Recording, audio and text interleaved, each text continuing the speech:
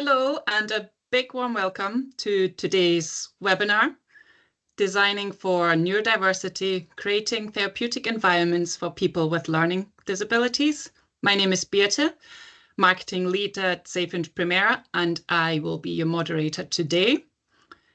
We're going to give people a few minutes to join, classic Teams etiquette, of course. And while we ease in, let's start with a quick poll just to get a sense of the knowledge in the room around designing for people with learning disabilities. So I'll launch that poll just now.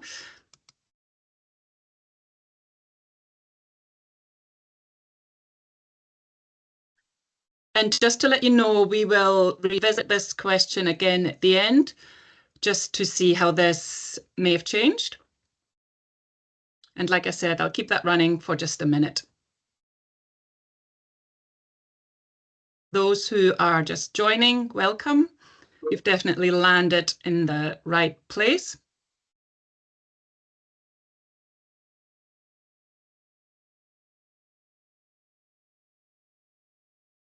Before we start to dive in properly, I'm just going to go through some housekeeping notes. My name might give it away. I'm German, so I'll make sure that the 60-minute session will be running on time. So yeah, it can hold me accountable if it doesn't.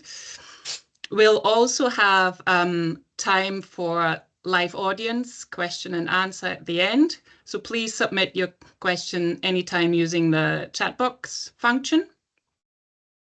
We will also continue to run a few more polls throughout the webinar. So have your mouse trigger ready. We really value and welcome your engagement. And of course, this session is recorded. So we will send out a link afterwards that you can share and revisit. We'll just give people a few more moments to join.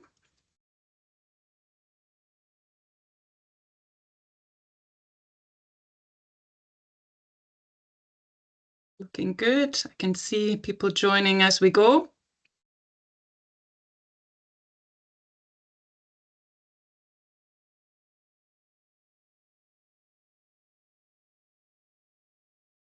So today we have an incredibly rich conversation ahead of us, and of course some brilliant people behind it. For awareness, everyone other than the speakers will be automatically muted. So at last, let me introduce the voices that you'll be hearing from today. We welcome Andrew Arnold, Director at Gilling Dod Architects and champion of patient-centered design that's warm, inclusive, and of course, award-winning. We also welcome Joey Dunn and Paul Thomas, Senior Clinical Leaders at Mersey NHS Foundation Trust. They have lived and breathed the Aspenwood project and know exactly what it means to get it right from past experience, not just for the building, but more importantly, for the people that have to work and live in it. And Philip Ross, Safehinge Primera's co-founder, chair at Design and Mental Health, and trustee of the Centre for Mental Health. So without further delay, I'm happy to hand over to you, Phil, and enjoy the webinar, everybody. Thanks, Beate. Great introductions, and yeah, we're remarkably privileged to have the panel that we have today on what is actually a kind of a topic which is becoming more and more talked about right now as we look at the specific needs for people with learning disabilities and mental health needs. So we're going to talk about a few key points today. First of all is looking into, I suppose, the variety of different pathways that exist in mental health, and specifically looking at what are the kind of more targeted needs that people with learning disabilities might present. We'll lean on the fact of Mersey Care's quite long-standing history of building and creating new buildings, and look at what was different with Aspenwood. We'll talk about the co-design approach and inclusive listening, and of course, translating all this kind of insights and feedback into the actual design. We'll pick a little bit on our own role within the project. And then, of course, what matters most, the actual impact on the people who live and work in these spaces as well. So hopefully a very rich kind of overview. I noted from the poll that about the vast majority of people said that they had some knowledge on design for people with learning disabilities. So I'm hoping at the end of that, the score will be slightly higher after you've listened to today's experts. So as we start looking at mental health pathways and specifically people with learning disabilities, we thought we would start with I suppose, a bit of an understanding about that diverse tapestry of various needs that exist within mental health. So Joey, we're going to come to you first, just to kind of give a bit of an overview of the various pathways and specialisms and that exist and that you have as a trust there. So. Yeah, thanks, Philip. So I suppose really it's probably worthwhile giving some context from a Mersey Care perspective. So we are a foundation trust in Merseyside, as you expect to understand from the term Mersey Care. We offer secure services, which is the division that I work in. We offer high, medium and low, and we cover mental health and learning disability services. And obviously the care pathway approach is the approach that we kind of utilise to move in our service users through services, and as a consequence, how we design our services. And alongside that, the kind of corollary that runs alongside that is the kind of model of care. So we have kind of got high secure on the McGull Health Park. We've got Rowan View, which is a medium secure services, which is 123 beds, which offers mental health and learning disability services. And we've also got Rowan View, which is Aspenwood, sorry, which is the 40-bedded service that we've opened for LD service users. So there's a necessity really for us to be able to find the right pathway, because there's no one kind of pathway, and that's, you know, everybody's needs are individualized, everybody's requirements are different.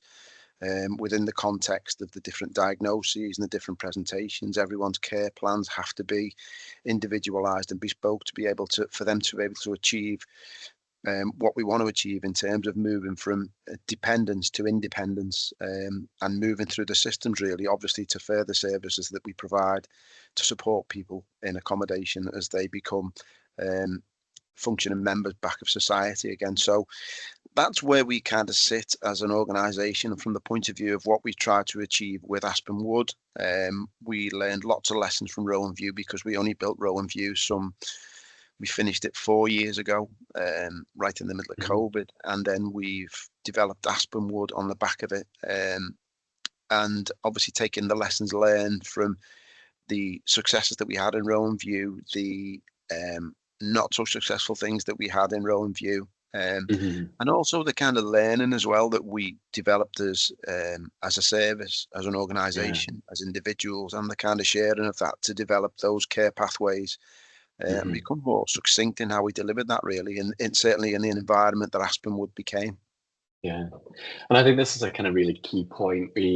There's quite often a kind of task of, we talk about various specialisms within healthcare, and then there's mental health, and it kind of often is talked about as if it's one group of people with all the same needs. So this kind of approach of care pathways that takes a very considered and nuanced approach to both the care models, but also the built environment requirements as well. So really appreciate you sharing that.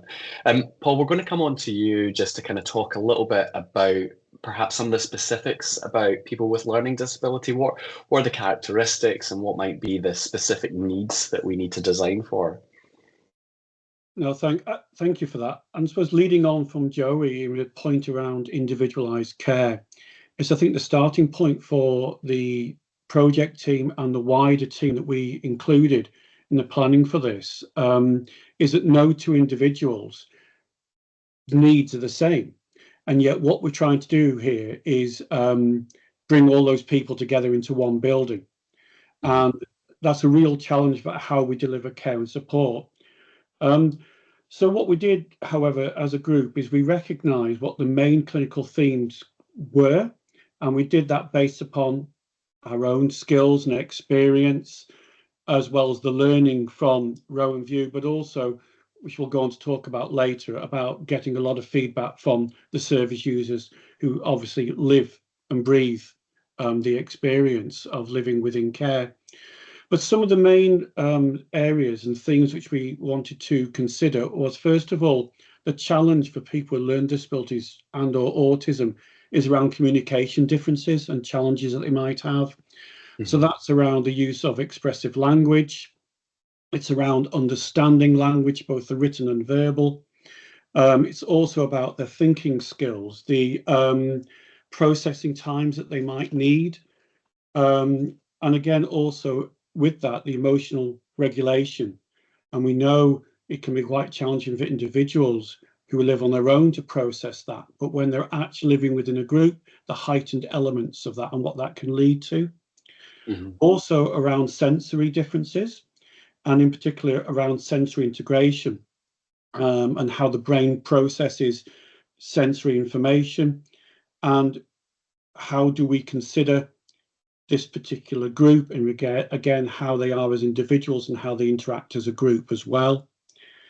We needed to consider health inequalities, and obviously this is a national issue. It's not just within people within direct care, but again, what are the health inequalities and the reduced life expectancy for people with learning disabilities nationally? And we had to consider that, and there's so many barriers for doing that. And I suppose also for this particular group that were going into Rowan View was about past trauma and abuse they may have encountered in their life so far, and to recognise how any experience that leaves someone feeling overwhelmed, scared or alone can trigger or re-trigger trauma, past traumas. And again, environments themselves can obviously indeed add new traumas. And I suppose finally, we recognise the need and clinical benefits of a range of meaningful activities for individuals and how that can enhance someone's mental and physical well-being. And I suppose with all of that in mind, our challenge was we needed a design that was therefore, how do we create an environment that supports the service users in having the best possible day through capable trauma-informed environments. And I suppose it was at that point that we threw this over to Andrew and his team, saying, okay, we're giving you all of these sometimes quite contradictory or contrasting views of what we need to do. And then we passed that over to Andrew's team and said, there you go, Andrew, how do we create an environment? Yeah. And I think that's a kind of key point. I've always, through various levels, at product level, architectural level, mental health design does create many contradicting or conflicting requirements. And actually the skill of design is navigating the best compromises sometimes. And Andrew, I'm going to come to you because I know that we've had the conversation many times in the past, which is designing for people with learning disabilities, people on the autism spectrum. It might actually just be a heightened sensitivity to that environment. And it's almost kind of like the toughest design ask because every little detail will be noticed. Can you maybe just for you to come in here and share some of your own insights? You've designed huge numbers of buildings right across the mental health spectrum. What were some of the specific design challenges that you noticed for this specific care group? I think Joey and Paul have summed up a lot of it, which is great. It's very kind of you when you talked about experts. I don't consider us, me, experts in this. I think everyone on the core production thing we're going to talk about, I think we all come to the table on a learning curve. Some of us have failed quicker than others. So I think we came into this from having done projects, learning disability projects previously. So we did high secure learning disability at Rampton, and they were all compliant. And I think what happened is I think the goalposts moved. I think the expectations for environments specific for people's conditions has increased. So from our point of view, there was a little bit of unlearning. The opening kind of gambit from the client was, this is not a mental health project, this is a learning disabilities project. We want you to kind of unlearn what you think you know.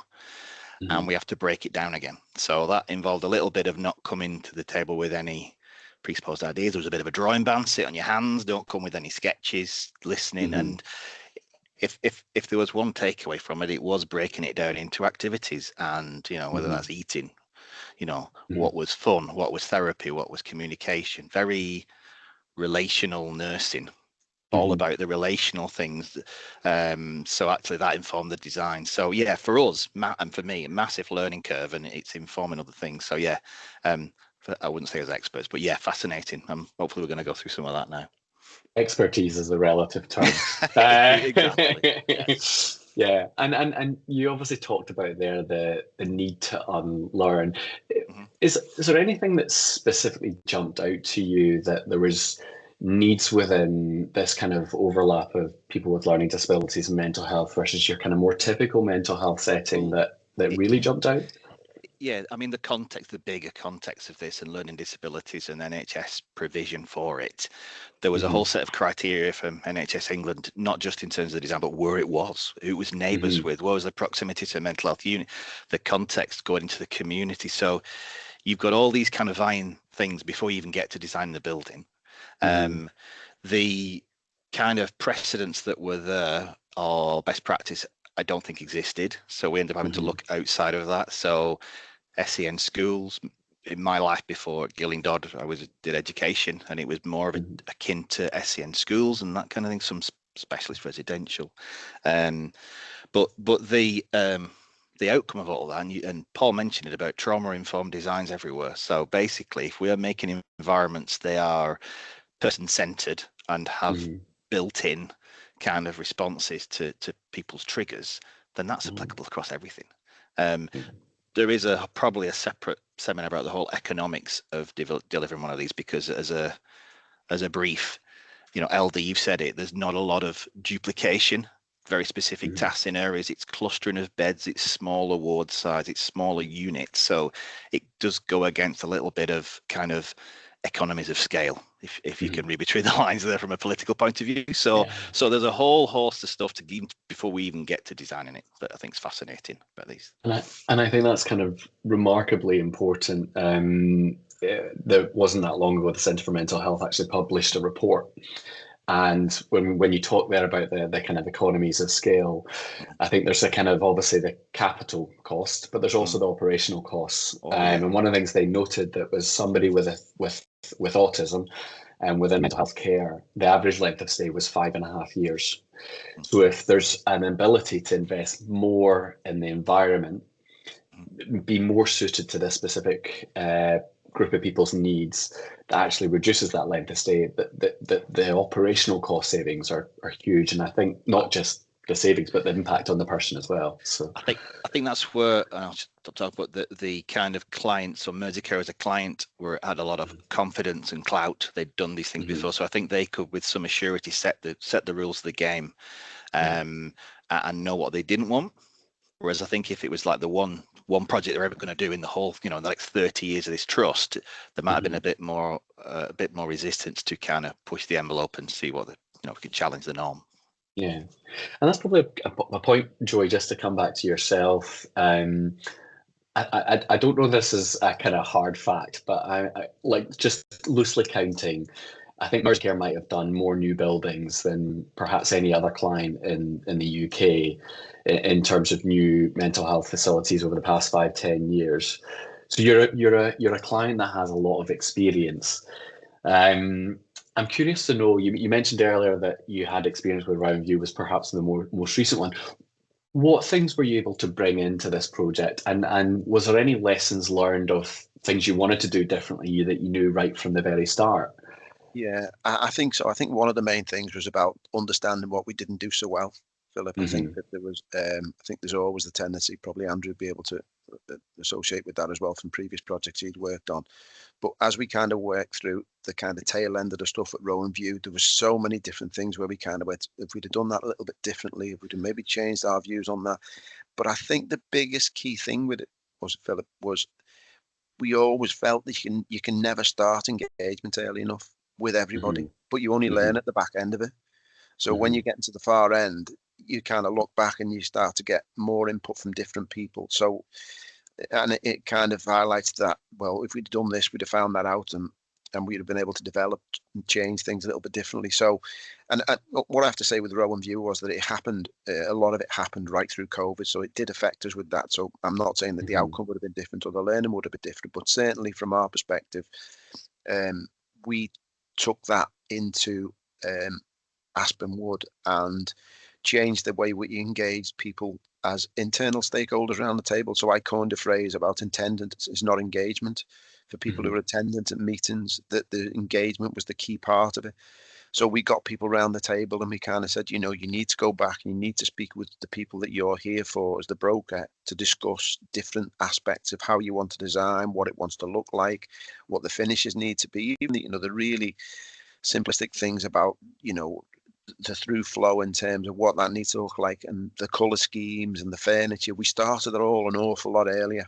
And so when we came to the table with Andrew and his team, you know, we felt a lot more confident that what we wanted to do was, one, if it was a success from Rowan View, that we would repeat that, and two, if it was a failure or it wasn't as successful as we wanted it to be, then we would want a different option. And we explored with all our suppliers, really, of stakeholders around the table, the different options and different opportunities that we wanted to look at to make the provision for Aspen Wood suit what we needed. You know, Paul would be able to talk more about the kind of differences with stuff around kind of sensory changes that we made. So we've got non-audible alarms in Aspen Wood now, which was a lessons learned from Rowan View, that they were really problematic for our LD service users that moved into Rowan View. We changed it, so we've now got non-audible alarms in Aspen Wood, which is, you know, is a massive bonus for us, really.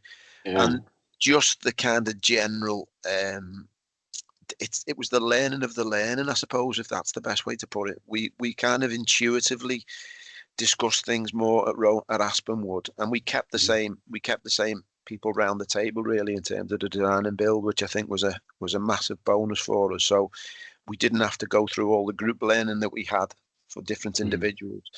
And I think that what we saw with the finished product with Aspen Wood was lots of that being realised in the environment and certainly the design, and how we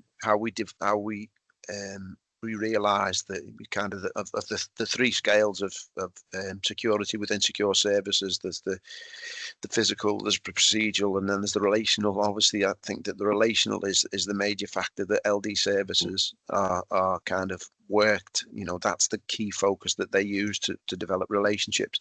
And we felt that we designed an environment that allows the relational security to be the key component of how we deliver the services for the best results.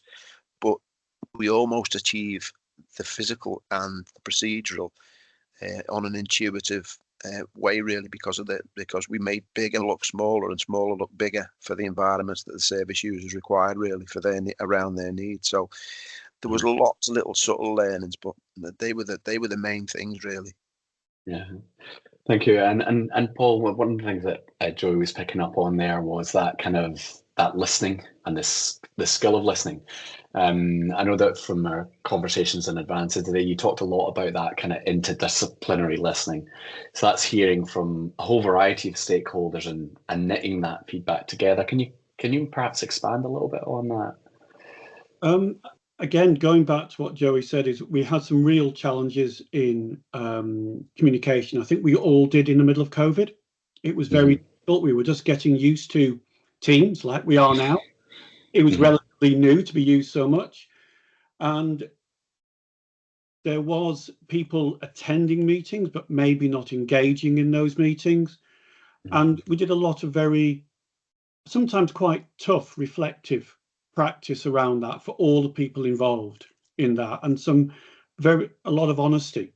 So when we came to the developing of Aspen Wood, we started those discussions really early. We've already had relationships with people, and also because they were able to understand and engage their part within delivering the model of care that was going to be going into Aspen Wood. And the discussions were very much focused on a practical consideration. So if we're saying this theoretical model of care, what does that mean in practice? What does that mean for a psychologist, for the OT, for the sensory leads, for the nursing staff. What does that mean? And that enabled us to challenge, I suppose, the flow around the building and how we can deliver that and how we can bring relational security and relational safety into every day. So it almost happened automatically without it being an actual thought.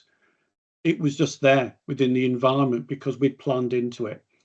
So I think that's really what Joey was trying to pick up on, was that very early engagement. So we got it right first time. And I'm not saying we got it right all the time, but it was so we tried to get it right first time. My art school tutor, when I was back in design days, he always made the comment, there's no such thing as a final design. There's only the best based on the current information you have. And so that kind of lessons learned, it's a continual process, and it will always enrich the next time. I suppose just picking up on that approach of co-design and inclusive listening, I think from way back in the day, since my early days as a product designer, I've always been a strong believer that it's impossible to design for people without really understanding their needs. And sometimes understanding their needs can be an act of listening, an act of observation, a whole host of ways.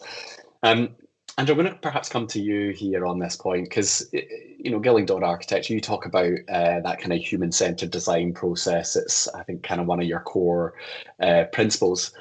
It's not always easy, particularly in mental health. So how do you do co-design, that kind of stakeholder engagement, and how do you make sure it's meaningful for everyone involved? Well, it is a challenge, and especially, you know, this project was no different. I mean, this project, you know, looking back, it was a long time in design, not through anyone's fault. It was funding and stopping and starting. We probably had 5 years of designing it on and off, stopping for 6 months, coming back.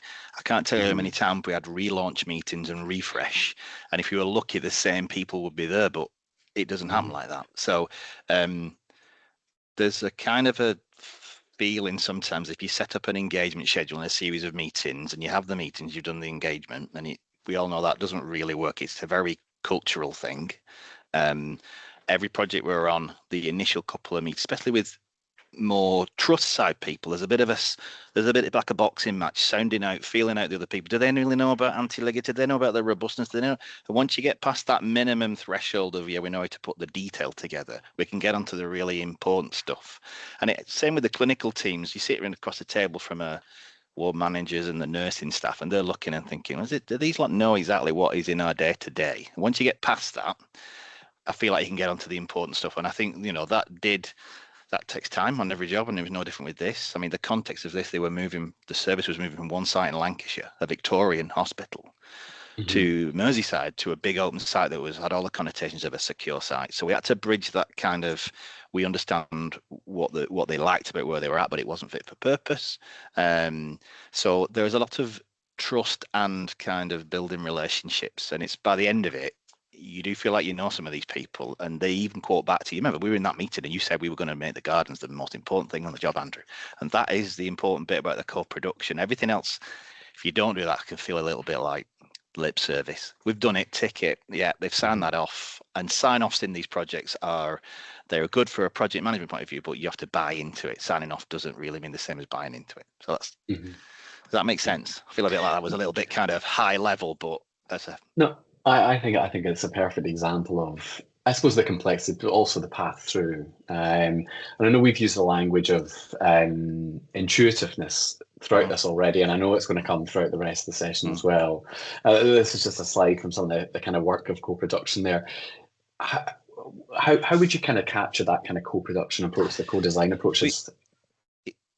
Sometimes it's, you know, when we do the co-production, from our side, we need a mix of people there, because if it's just, you know, one person talking, it becomes a very transactional thing. I'm going to talk, do you like it? Yes or no? So we tend to try and do more, and the other architects on the call and trusts who've delivered projects make it very much activity based. And you know, if you turned everything in that big mural that we put together, that our interiors put together, if we did that as a Word document, no one would get beyond page 2. You'd just kind of lose the will. So we put that, and that gets pinned up and in the meeting room, and everyone goes back in and says, oh yeah, right, okay. So there's a lot about personalization, activity, choice, so very much doing it activity based. It has to obviously go into systems. The backdrop with this, we even had union representatives at our initial meetings because we were moving site. They were worried about these guys are going to design something that was just about grinding the numbers and getting a box that someone's going to go in. So once we cross that threshold and give people the floor, that's why I didn't like the bit about experts. We are basically just bringing the pens.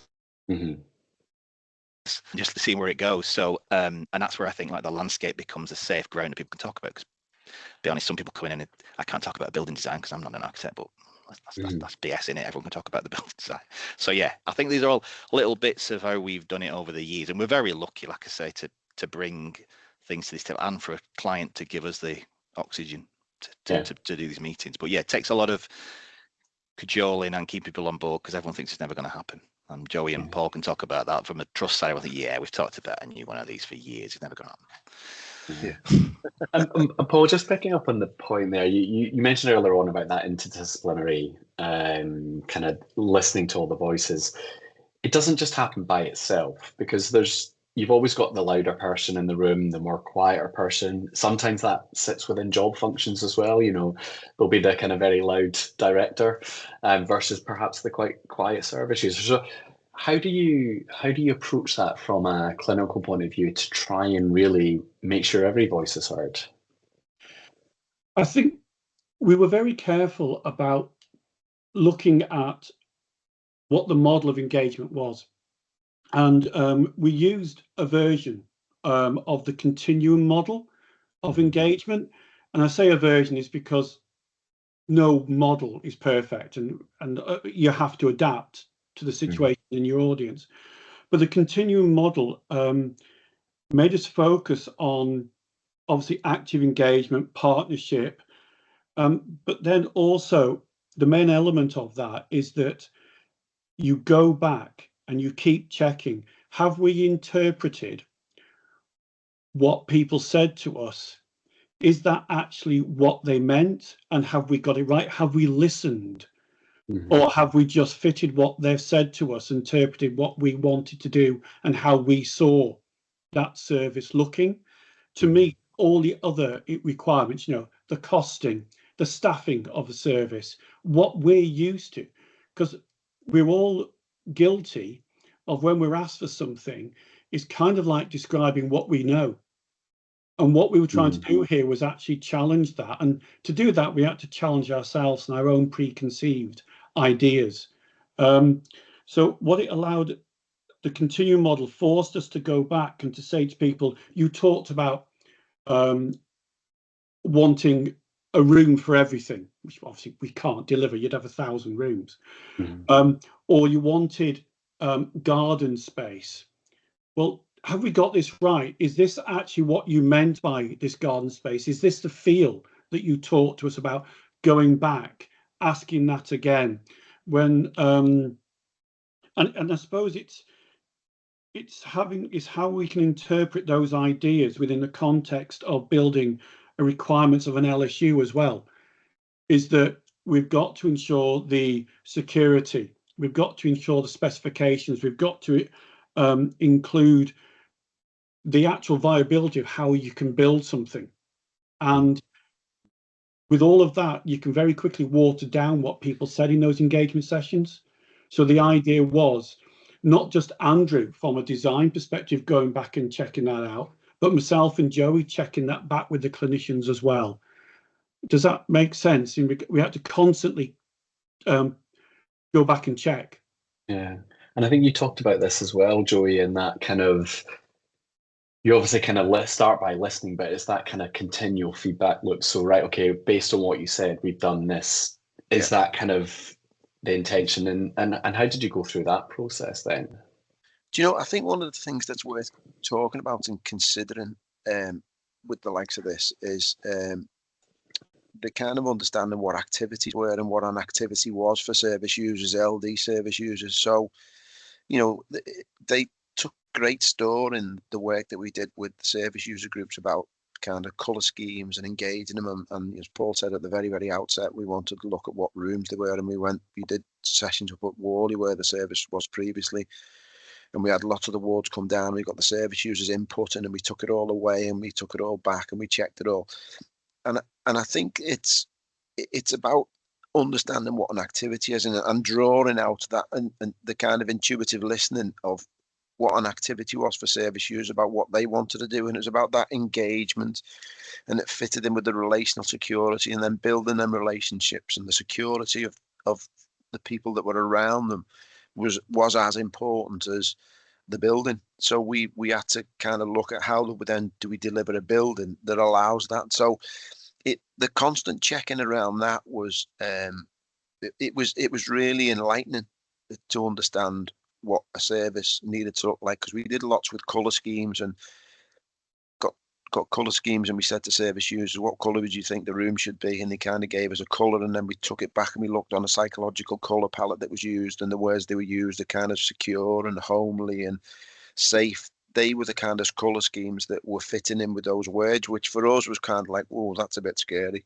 But it was just, they're kind of tools that are used through various different arenas, but we took them and we kind of used them with the service users, and we explained those to the service users, but that whole aspect of what an activity is, and what the actual final kind of getting to the essence of what an activity meant to the service users, and the areas that were important. And I kind of think Andrew touched upon that with getting the kind of the core components of what the wards would look like, and the flow and all of that. And I mean, Ona will probably talk about the kind of biophilic design and the garden areas, but they were loud messages that came from the service user groups that we engaged at the early part. And fortunately we delivered what we've delivered with Aspenwood, but that whole aspect of what activity should be, and how we need to look at what we're doing on a day-to-day basis, how the environment needs to be able to allow staff to deliver that, and how that then manages trauma, how it engages for people moving through to become more independent, and then about the learning that they would be able to extrapolate from that allows them to move into services outside of secure. Yeah. And I think that's kind of probably a good moment to actually then look at the second part, or major part to this today's discussion, is translating these understanding of what are the requirements into actual design. And I'm going to come back to you, Joey, because this next slide looks at the kind of the nursing strategy, the clinical model. I know the end result here looks quite simple, but Andrew, I think you said it took us about 6 weeks to actually develop. So great simplicity is hard work. But Joey, do you want to talk us through a little bit of the process for how you got to this simple overview of what the clinical requirement was and the model was? Yeah, well, it was quite interesting really that we had the initial meetings that we had. We kind of said, kind of blank canvas. What would you like? What do you need? What would a new service look like for your service users? Bear in mind that the staff were representing the service users, and the service users were there as well. And we ended up with a design which was 2 wards that between them had 19 activity rooms on each ward. And we kind of said, we just need to think that through a little bit differently, because, if the CQC come around and look, and you don't want to be building rooms that you can't staff, and you certainly haven't got 19 staff to have different activity rooms. So it was looking at how we can use multi-activity rooms, and kind of what the kind of final picture would look like, because the reality of it was we had an envelope to work with a budget around nursing staff and how we were going to deliver operationally. So I think that we started off with this as a kind of, these are what the need, we honed this down, with this is what the needs were, this is how we felt would deliver all the kind of ideals or wishes within the environment, what Aspenwood would look like as the final product. And I think that we shaped it from the point of view of, well, how do we achieve the procedural and the physical security and still be able to deliver the relational security? So if you look at the various different aspects, there's the kind of 2 wards that would fit in the 2 sort of boxes. And then we looked at it from the point of view of all the requirements on a day-to-day basis. And they were around looking at how individuals could function at their highest, where they would need the support, how we could provide that in a supported manner, how the environment could do that within the staffing numbers that we had, because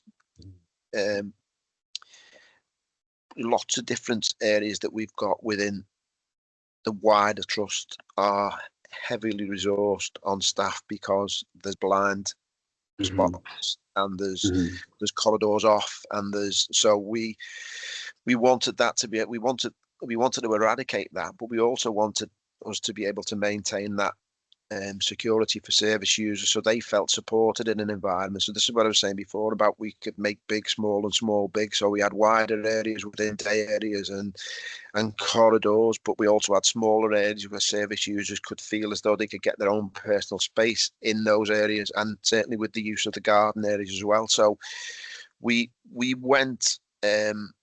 went to try and get everything in, and at the outset we were kind of thinking, we're not going to do this, it can't fit, we can't possibly shape this, we can't make it fit. But I think as we kind of got further and further down the line, I think we started to realise that the experience that we had in Rowan View weren't wasted.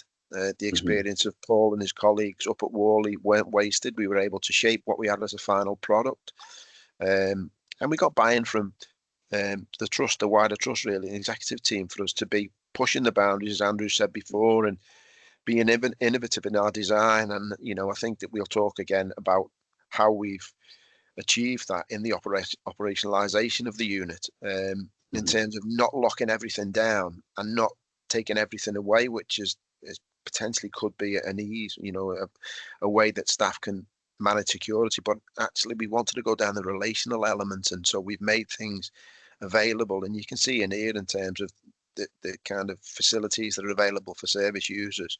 They're really, really good, and they're really, really homely, and they're really, really appropriate for what service users need to manage trauma, to go through rehabilitation, to be able to achieve independence and then move on. Yeah, no, it's great. And Andrew, you obviously had the task of translating from this into the actual building, and it's quite incredible when you start seeing that just in a block format to then actually translating into the physical context and the space that you've created. But can you take us through the kind of journey of translation there? Yeah, sure. So just following from the slide that you had up when Joe was talking, that was kind of the clinical model. And this project design went through many iterations. We got to the point where we thought we'd nailed it, and I remember the meeting very clearly, and Joey was in the meeting, and literally they just couldn't afford to staff it. So you have to kind of keep going back and forth, go forwards, go backwards. When we do any project and a mental project, we kind of have a bit of reflection. We do like ward typology workshops, and we look at role playing and pros and cons of different kind of scenarios. They're all based about risk and patient type, whether it's mixed gender, dementia, all the kind of different triggers. And this didn't really fit into one. There was some fundamentals. I mean, where it sits on the site at McGull, it's on the oblique when you come in. It's like a lay-by off the main road, so you don't approach it like a big destination event. That's intentional, but it was also like a gateway into the site. So on the screen, obviously, to the top is more the public facing, and to the back is where we're creating more private, more quieter, lower stimulus. But these learnings from SEN schools, and also some of the stuff we did up at Calderstones with the Trust as was then, looking at their learning disabilities, about making like village greens and visual markers. People move around these spaces, so there's an anchor to it. So that village green and cafe became a very pivotal part of the design, because it was the kind of social fabric of the unit. So that arcing kind of corridor, which is a colonnade, is intentionally open, because again we learned from other things with schools that there was a sense of departure from a building. So if you're going from where you live to where you do things, if you're inside a building all the time, you are institutionalizing the whole process. So there's kind of like playing around with some of that. simple terms, we zoned it. So the blue stuff is the more higher stimulus, totally immersive sports. You know, the kind of the green stuff is the more quieter personal space. So once you start doing that kind of hierarchy, you can see from that it's not the most efficient thing to build, because you've got a lot of we wanted single-sided corridors because we learned about all the things, from the trust from like a clock view, the benefits of daylight into these things, the kind of sensory overload and hotspots. I mean, I think it's quite good that the seclusion elements are the least kind of prominent bits in this design. The de-escalation is everywhere. It's in the landscaping, it's in the kind of spin-off rooms. So we had to work quite a lot, and the kind of challenge was turning all that kind of clinical board game into a building that kind of was simple. And you said it before, Philip, simple's really hard. So having some kind of architecture on it was a challenge, but what it's done, and I think it's a reflection of the very first thing you said about LD and everyone being different, all like the choices of external space around the wards is a byproduct of that clinical discussion about everyone's different. No one's, one central courtyard was not going to work. We had to look at ways and means of the building embracing the landscape. And I'll be fair, the landscape architects, the Tyriad and Karen and her team did an amazing job, and I think they were given the freedom by the trust. Yeah, no, I think it's quite incredible. And I think kind of like this is where you start to see the real building in real life. I remember visiting this. You walk in and you kind of struggle to almost see the straight line, which I'm sure the contractors loved. They love that, Philip. They loved it. They love a curve wall, but it's also like within that, it just gives a softness, and from almost everywhere you stand, you just get this immediate sense of calm because you're always looking outside. You're always seeing green and nature. So I suppose kind of we're just going to launch the poll just to kind of whilst we're talking through this. So please feel free to kind of get your voice in there. But looking at the kind of the layout, how does that actually work within the kind of supervision? And I know Joey and Paul, you both talked about the relational safety and the ability to not make observation a kind of intense, coerced sort of feeling. You often hear the horror story where someone talks about being in the room, a staff member sat at their doorway, and it's just kind of a very unnatural interaction. So how has the environment here enabled that kind of richer, a more natural kind of process of keeping people safe? I think we start off with, the idea of how design can actually embed reducing restrictive practice. The idea of having good lines of sight, but those lines of sight aren't obvious to everyone involved. The sitting area that's there within the main lounge areas, within the bedroom corridors, all the different natural seating areas we've created are places that people can be and to support individuals if they need to be, but actually still be observing them. There's also we talked about zoning, and there's zoning within the therapeutic corridors, as we saw on the map previous, for the activities, whether it's louder, quieter type of activities, social or individual. That also is within the actual ward environments themselves. And I think what it allowed us to do is there's a flow of movement, a natural flow of movement, and that's for the service users as much as it is for the staff. And I think that allows us to not have to increase the amount of enhanced observations people are on, and that frees up. That's good for the mental well-being of the patients, but they're still safe. But also what it does, it frees up staff to be able to engage in positive activities with the individuals, which in itself reduces the need for enhanced observations. So it's this perpetuation of care and support without it having to be more restrictive. I don't know, Joey, what you think of that?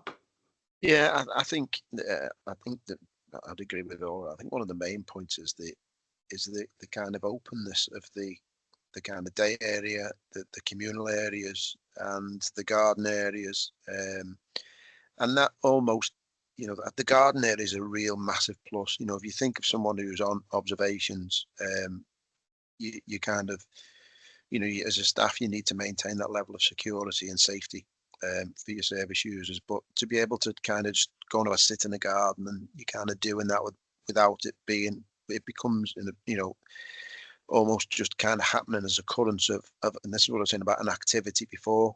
It's not a kind of, it's just about observations. It's not just about observations. It's about being able to engage and being active, and there being things going on, and you know, there's lots of support that, you know, in terms of different activities based on the ward that can be kind of delivered. And I think there's the garden areas with the windows where you can see an awful lot of all of the building, really.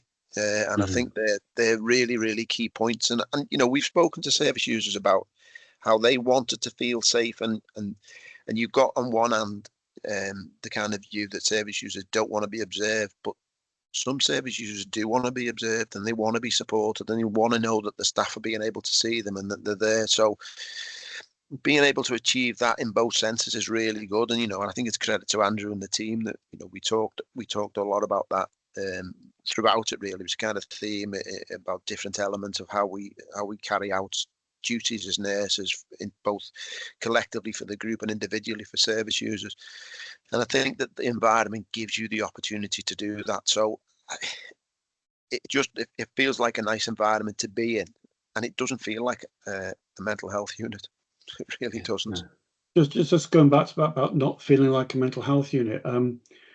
Within the design that people can see on their screens is the fence around the gardens is a wooden fence. There are certain subtleties about how strong that fence is, but the idea was very much that when we asked patients what they wanted, or service users what they wanted, they talked about the garden, they talked about this safe space, this calm, relaxing space. And very quickly, when we were looking at the design, once the building had started, we realized that putting a metal fence up, or a grill, a metal grill, which is traditionally what you have within secure services, didn't give that feel, and well, wouldn't give that feel. So then we went back to it and said, okay, how can we actually create a building that brings that feeling, a home like a garden? And we changed the design. We put up wooden fencing instead, and patients talk about that all the time, that how those gardens feel. Yeah, it makes a big difference. And I'm mindful of time. We're a wee bit behind, so I'm going to move on to the next few slides. Andrew, this is kind of, I suppose, talking about some of the realities of what you've created, and the power of design to enable these kind of more natural ways of keeping people safe and making people feel safe. So perhaps if I can ask you to just talk us through a few of these details here. I'll keep it brief because I know we're going to get so yeah. I mean, ultimately as well, this is secure forensic building.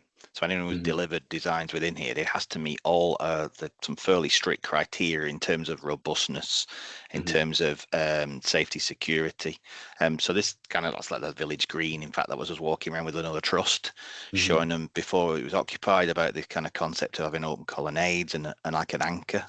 Again, that's a really important bit where we put the cafe. So that kind of bit with the roof light in the bottom right hand picture was where the Mersey Care are very keen on. The cafe was going to be this side of the secure line, the airlocks, because if it's on the other side, it's not accessible to the service. So this hierarchy of the people who are going to use it. Single-sided corridors, and you know, the learning for us was massive. Taking this idea about you know, visual stimulus, we wanted to have big windows that didn't have minimum laddering and transoms. So we pushed the kind of supply chain in terms of how to make these big windows with less visual clutter, because that was a trigger for some of the service users. Even the brickwork, they were coming from a Victorian hospital. Red brick would be associated with where they were, and they're all negative connotations. So it had to be brick from a robustness, but we couldn't use the red. And then we got into brick patterning and how that kind of had a mesmeric effect with people, and it could be a trigger. So I ended up, we were driving around Salford looking at flats of bricks with, you know, so the learning never ended. I think it was, you know, like I said, and that's gone on to current projects we're doing that are LD based that are benefiting from that. Yeah, no, I think it's great. I know one of the other big things that was a real focus here, you talked about it, Joey and Paul, about that kind of flexible spaces within for activities, but you very much get the sense of that scalability. And Andrew, can you just talk us through about how you've kind of tried to factor in those various different types of personal spaces? Again, it comes from this kind of LD standpoint or lens, what you want to call it.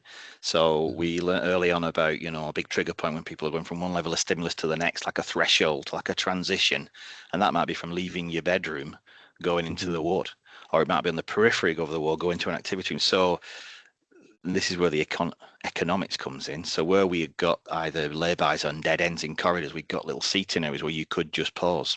And when you leave the ward to go on that village green, there's another one there. So all those little things are all clinically driven. Even that one. So that looks down the corridor. They're kind of two. So there's like blocks of 5. So on the right, there's 5 bedrooms. There is a flexible day stay little lounge thing. So it could function on its own. If you're not well enough or able to join the bigger group, same on the other side. So from a tick box from the sight lines, great. That bit in the middle is almost like a pause point before you go into the main day space. And I'll be honest, we had to there's restraint's quite a rare thing sometimes in architects. We all want to design an art gallery or something that's going to kind of solve everything. And sometimes paring it all back is really hard, but very appropriate. And I think that's what has kind of worked well on this, if I'm honest. Yeah, and then I know the kind of gardens is a big feature. You talked earlier on about actually through the kind of co-design period when you were listening to service users, they really wanted that kind of green space. Yeah, and we were not going to recreate a Victorian tree-lined estate that was at Wall. It's beautiful, but this wasn't what we were going to do. So we had to find a way of that access to green space without with it being authentic, sort of thing. And even down to the materials that are in that. From a secure point of view, the trust had to. From a protocol, there's areas to hide, there's areas to secrete things, there's areas to, and I think the fact that the trust could draw on all that experience of all them other projects could say, we can manage this, we can do it. Otherwise, that would have been a big exercise yard in the middle of the building, like a big burr pit. So yeah, the landscape in itself is probably another talk altogether, but we're fabulous. Everyone talks about biophilic design. I feel like they were involved very early on, and it helped it approach. So. When we initially started, we redesigned the entrance lots of times, and what we weren't cracking was this LD perspective again. So the building you approach obliquely, so that big curving wall, you come at it from either side on foot from the 2 main car parking areas, kind of non-confrontational. You don't come to the Trafford Centre and the shutter goes up. The bit outside was going to be a pond at one point, but that was a bridge too far. So we did have aspirations for nature, but even things like that, how we did the entrance was a learning for us, if I'm honest. Yeah. One of my aspirations. I love the sound of the calming sound of water. So I think there's we can recreate that. We just can't have water. We'll find a way. Yeah. So I think just kind of, I suppose, moving through, just talking a little bit about our own experience with the project as well. And obviously we're fortunate enough to work with Mersey Care, looking at the design of doors. And there's a kind of growing trend of using ligature sensing technology on doors. And obviously when you're looking at that through the wider population, but specifically within populations where people have learning disabilities, you need as much to look as normal as possible. And a few things that I know we worked on very intensively was the invisible aspect to our door alarms. So there's nothing visual about it. It's hidden within the door. Joey, I know you mentioned this earlier on, was the importance of silent alarms. Yeah. And making that kind of, when there is a kind of an incident that needs staff attention, that it's staff that get to find out about that and are aware of that, but not everybody else. And it kind of really minimizes the disruption. And I think that was kind of a key point overall. And I'll move finally on just to kind of, I suppose, the real world impact. And I'm going to come to Paul and Joey here of what have you seen? Feedback from clinicians, feedback from service users of what the actual real impact has been. Well, we're still to go back and get actual data on this. Okay, so it's only been open a year, so there's more work for us to do about collecting that data. But what's coming back is the use of the seclusion room, which we spent a lot of time designing, again, because we wanted its own garden area that could be accessed any time of day or night and in any weather conditions. So we did lots of work around that. But it's not used very often. And then we took a step back, saying, because we also created a calm space, as in pre or post use of seclusion, and that's not used either. And in fact, they're going to look at reusing that room in some different way completely. And that is because the rest of the design is doing that role. So what it is that's worked about that, we've still got to do some more work on understanding. But what's naturally happened is the environment, I suppose, has enabled that free flow of movement, that sharing between staff and service users. And it also empowers service users to take control of themselves about the de-escalation process, access to the gardens, access to quiet rooms on the building, access to their bedrooms and their bedrooms feeling safe. All of those things have reduced the amount of physical intervention we've had to use and the use of the seclusion room. I can't give people on this call today the exact data back because it's only been open 12 months and we've still got time to collate it. But that's what's coming back from all of the daily meetings that we have about looking at clinical instances that take place. Yeah, and I think that's the key. Design and Mental Health did a bit of initial research into the use of seclusion, and quite simply, one of the conclusions that came from that was use of seclusion is actually a barometer to the ecosystem of the ward. So good, kind of well functioning wards as a kind of ecosystem of people, significantly less seclusion. So it's really interesting to see that that's kind of one of the things that you've witnessed. And the other real world impact for us has been that it can be quite anxiety provoking for the people within services when it comes time for them to go and live back within the community setting. We've actually seen a reduction in those anxiety levels for this population. It doesn't mean that they're not anxious about it, because it's a massive move and all of us are challenged by change. But because of the more shared decision making and the more autonomy that they've got within this building, we have noticed a considerable reduction in that as well, which is only a positive thing because it means that we are discharging people in a more timely fashion. But again, data is still to come back on that, but that's how it's feeling. Yeah. And I think probably what we'll do is I know we're at the time, so we'll keep on going probably for another 10 minutes if we can, for just with a few Q&A. But Beata, if you're able to launch that final poll before people leave, just to kind of do that before and after. And whilst that poll's going, Joy, I thought I'd maybe come to you. You've talked a lot about the potential of relational safety, and that's very much at that kind of individual level. So I'm keen to kind of hear from you as kind of what you've seen in the feedback from staff and the ability for them to actually enact that practice in real life because of the environment. Yeah, I think it is. I think when we've spoken, we've kind of, I've got various different roles now, and I've kind of visited the ward quite often. And when you speak to staff, there's that element of feeling a much more of a better environment and a nicer environment, and they're two different things really. I think better implies they've been able to do the job, and a generally nicer environment for them to work in. And I think that's that engagement to service users, the facilities that are available. I think touching on what Paul said before about the kind of that move from the talk of the seclusion room at one end of people not being so well, and the other end of them being well and being independent, and that kind of the staff being able to engage service users to work with the service users for them to be able to achieve that level of independence that we're seeking for service users to be able to move them on.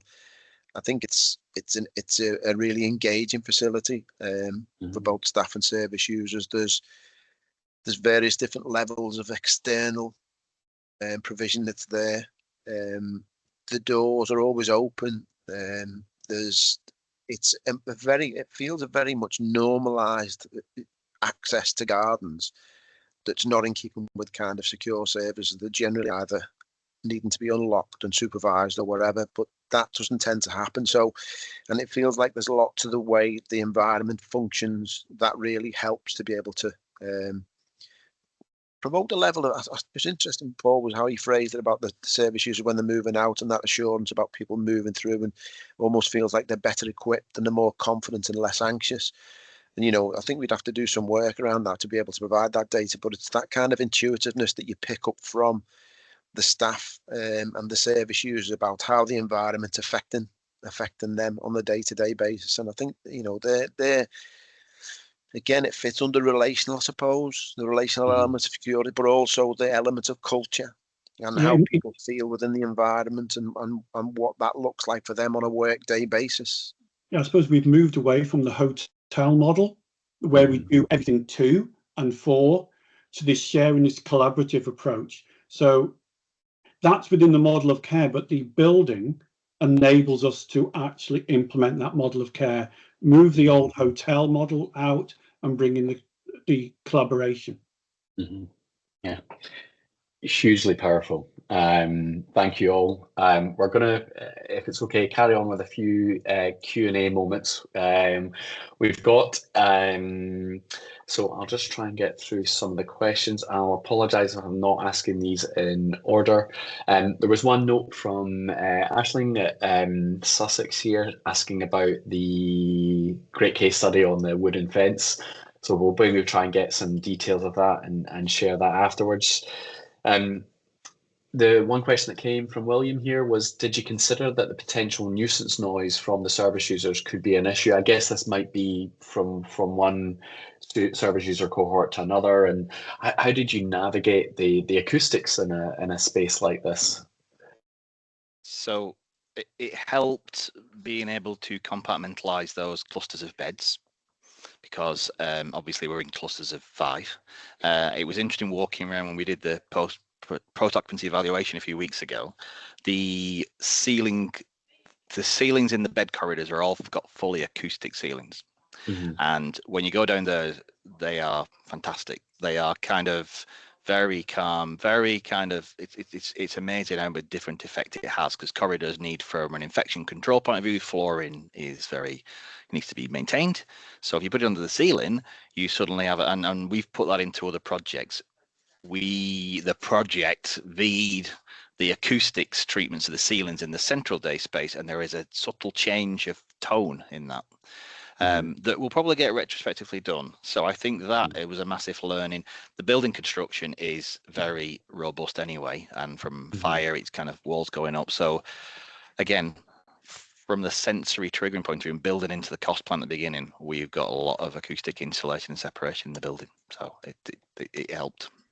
I think some of the people might be asking questions in regards to, one of the advantages for us is that we are on a large site.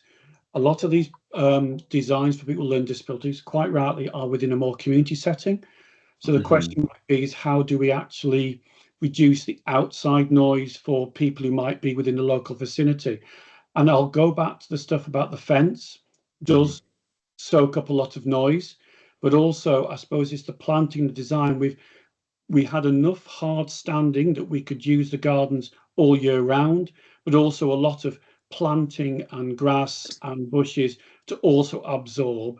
And again, I think it's just really the design of the building and the way in which it's designed, as in the curve, seems to naturally reduce some of those noises and echoes. But you can't stop all outside noise. We did a night as well, Paul, didn't he? So we spent an evening there and we listened to all the noises and we checked them all out, and we went through all the scenarios of what was the noise like in the day area for the service users to be able to hear, what was the noise like in the corridors of what was happening in the day area, all the external noises, all those kind of things. So we did a lot of that. We did that as well as part of the testing. Remarkably powerful. I stay overnight. I've done it once. Always welcome the opportunity to do it again. I've got another question here from Anne. With the aim of increasing inclusion in mainstream schools, a lot of what's been described here seems to be relevant to schools as well. The balance of security, belonging, examples like the wooden fence. Has there been any evidence gathered that you would be able to share? Or is that in the process of that, still in that kind of collection of the post-occupancy evaluation period?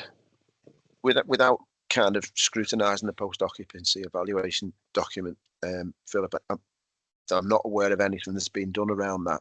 There's probably going to be stuff that will fall out. We feel we're only a year open yet, so it feels like any claims that we kind of make would maybe be considered to be anecdotal at the moment. So I think over a longer period of time, it may be something that we'll consider doing in terms of an overall evaluation over a longer period. What we'll do is we'll make sure after today's session, we'll be emailing out a recording with a copy of all the slides as well. There was a few that we had to skip just due to time, so we apologise for that. But what we'll also do is if there is any learnings or post-occupancy evaluation that can be shared in a broader sense, we'll make sure that we can share that round to everybody as we go. Just a final check. I think we've covered off everything, all the questions that have been asked. So yes, thank you very much again. If anybody has questions that they didn't get answered, just drop us an email. We'll share it with the team that's been involved today, and we'll try and get an answer for you. So finally, huge thank you, Andrew, Paul and Joey. You made it a very easy task as a host, I have to say. And I know we could have probably gone on for a couple of hours here today because there's so much to discuss. So thank you. Great. Thank you. Thank you very much. Cheers, everyone. Thank you.